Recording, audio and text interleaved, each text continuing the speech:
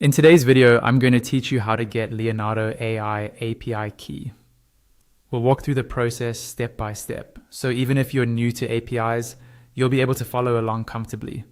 By the end, you'll have your own API key ready to use in your projects or applications.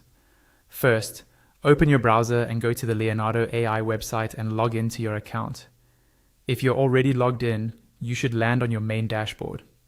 Take a moment to look over to the left-hand side of the screen. You'll see a vertical toolbar with different options. In that toolbar, look for the option labeled More. Go ahead and click on More. When you click it, a small panel or drop-down will appear with additional options. From that panel, find and select API. This is where all of your API-related settings live, including generating new keys. Once you click on API, the page will reload or navigate to the API management section. Here, you'll see any existing keys you might already have, along with an option to create a new one.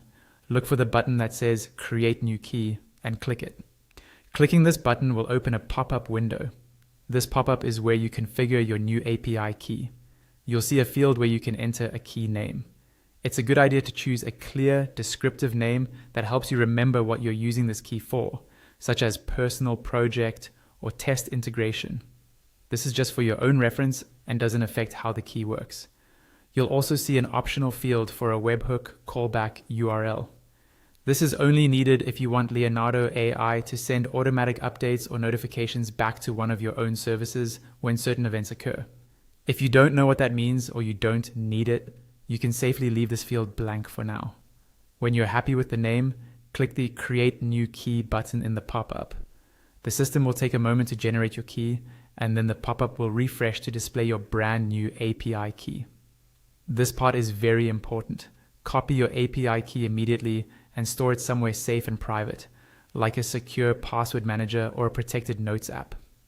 The key will only be shown this one time for security reasons, so if you lose it, you'll need to create a new one. And that's it.